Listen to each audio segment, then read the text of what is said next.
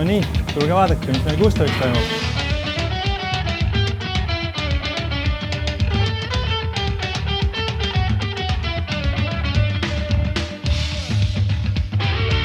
Meie ajalugu ulatub aastasse 2005, kui Joel ja Õie said kokku siis Werneris.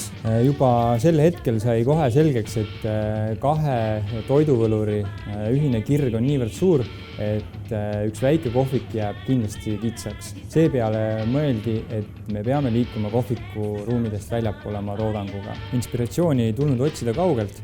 Uus kuninglik nimi sai pandud üle tee asuva Tartu Ülikooli asutaja Rootsi kuningas Gustav II Adolfi järgi. Ei tulnud kaua oodata, juba järgmisel aastal liitusime tiimiga siis mina ja Rivo, kellega koostöös me avastasime Gustavi tõelise potentsiaali. Me kõik olime väga innustatud ja uudishimulikud ja ei lasknud kaua oodata, kui me juba astusime ka jaekettidesse. Esimesed koogid viisin mina Tartu kaubamajja, kodus lasin välja printerist etiketid, lõikasin need kääridega ja liimisin liimipulgaga pakendi peale. See on tõeline käsitöö.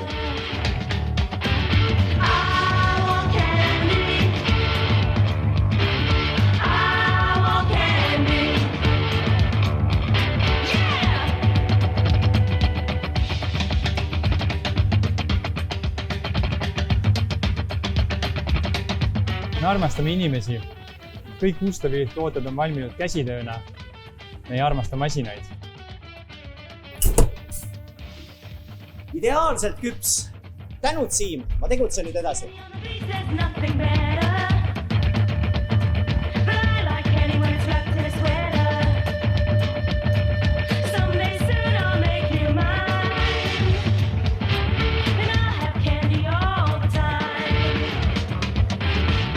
Hoolime kvaliteetsetest maitsetest. Sellepärast kasutamegi oma toidu valmistamisel vaid parima. Värskeid ja töötlemata tooraine.